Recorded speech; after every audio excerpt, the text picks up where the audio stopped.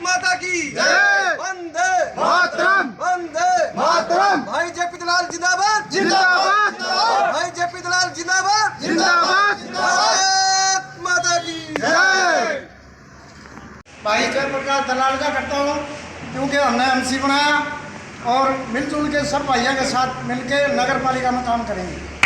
हमने यही है कि जो आने वाले एग्ज़ाम हैं उनके बारे में हमें आश्वासन दिया जाए कि आगे से एग्ज़ाम लीक नहीं होंगे और जो हमारा पैटर्न है वो फिक्स किया जाए, पेपर लीक बंद किया जाए। और जो ये सरकार बिना खर्ची बिना पर्ची का दावा पेश कर रही है, ये हम सिरे से खारिज करते हैं। क्योंकि 2 साल में 2 एग्ज़ाम हुए थे, ग्राम सचिव और ये हरियाणा पुलिस का। ग्राम सचिव के बाद इन्होंने सबक लेना चाहिए था कि ये एग्ज़ाम लीक क्यों हुआ, इसके बारे में सीबीआई जांच होनी चाहिए थी, लेकिन उसका सरकार के सामने कोई फैक्ट नहीं पड़ा। तो हम इसके बाद क्या है, ये हरियाणा कांस्टेबल का हुआ, ये भी एग्ज़ाम उससे बड़े लेवल पे ये लीक हुआ है। तो सरकार के सामने हमारी यही मांग है कि जो ये पेपर लीक हो रहे हैं उनको बंद किया जाए और हमारा जो पैटर्न है वो फिक्स किया जाए। और जो ये कांस्टेबल का एग्ज़ाम अभी कैंसिल हो चुका है, इसका आने वाले 10 दिनों के अंदर रीशेड्यूल इसको नोटिफिकेशन डाला जाए ताकि बच्चे एक बार फिर से तैयारी की जाए। और सर ये क्या है, जो ये हरियाणा पुलिस कांस्टेबल का पेपर है, इसमें 20-25 नंबर का जो है कृषि पशुपालन, इसमें कृषि पशुपालन डालने का सर मतलब क्या बनता है? सीआरपीसी आईपीसी ये डालो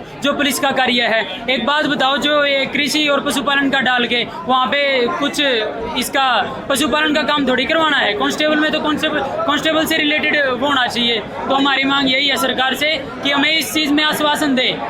हम चाहते हैं कि अभी आने वाले 10 दिनों के अंदर इस एग्ज़ाम का रीशेड्यूल डाले और जो इसको पूर्णतः बंद किया जाए जो ये एग्ज़ाम लीक हो रहे हैं। क्योंकि जो यूथ है ना, वही सरकार को रिप्रेजेंट करते हैं और आगे देश को वही चलाते हैं। अगर यूथ ही खतरे में है तो भाई साहब किस चीज़ की सरकार है? तो हम यही चाहते हैं।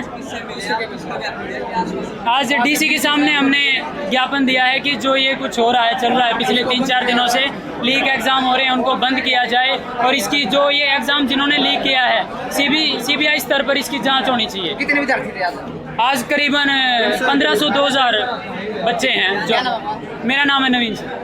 पेपर लगातार लीक हो रहे हैं, बच्चे 2-2 साल से तैयारी कर रहे हैं, शेड्यूल कोई है नहीं। एचएसएससी को कितनी बार रिक्वेस्ट भेज दी कि शेड्यूल डिसाइड करें इस चीज़ का। 6 महीने में, साल में कब एग्ज़ाम होंगे? बच्चे 2-2 साल लगे रहते हैं, उसके बाद भी पेपर होते हैं, फिर लीक हो जाते हैं। लीक जब होते हैं तो सरकार उन लोगों को पकड़ लेती है, लेकिन उसके बाद पकड़ने के बाद क्या?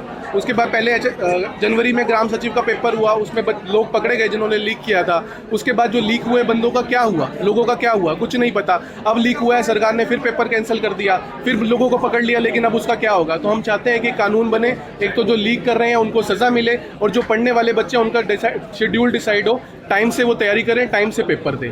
जो ये चीज़ें हो रही हैं कि 2-2 साल तैयारी करते जाएं क्लर्क के एग्ज़ाम के लिए, पुलिस के एग्ज़ाम के लिए, उसके बाद पेपर लीक होते जाएं।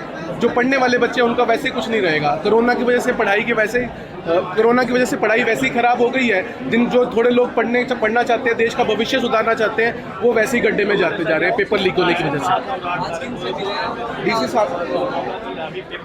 डीसी साहब से मिले हैं, अपना ज्ञापन अपना रिक्वेस्ट लेटर दिया है हमने उसको कि जो चीज़ें हम फेस कर रहे हैं, जो प्रॉब्लम बच्चों को हो रही है पढ़ने में, जो शेड्यूल बनना चाहिए, जो हमारी रिक्वेस्ट है सरकार से कि पैसे ना होते हुए भी इंतज़ाम करके पैसे भरते हैं कोचिंग में, बाहर जाते हैं, पेपर देते हैं, फॉर्म भरते हैं, 500-500 रुपये फीस होती है एक फॉर्म की। 20-20 फॉर्म भर चुके हैं, लेकिन 2 साल से कोई एग्ज़ाम हुआ नहीं। तो ये सब लेटर हमने दिया है, रिक्वेस्ट दी है।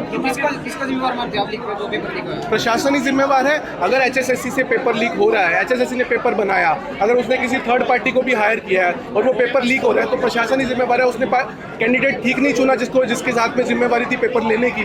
अगर हम ऐसे ही अब लेटर रिक्वेस्ट देने जाएंगे, संघर्ष जारी रहेगा हमारा। मुकेश नाम है जी। कृषि मंत्री जेपी दलाल जी का तहे दिल से धन्यवाद करता हूं और सभी मेरे भाई, पिता समान बुजुर्ग और सभी साथियों का तहे दिल से धन्यवाद है जिन्होंने मेरी पार्षद बनने में किसी न किसी रूप में सहायता करी है।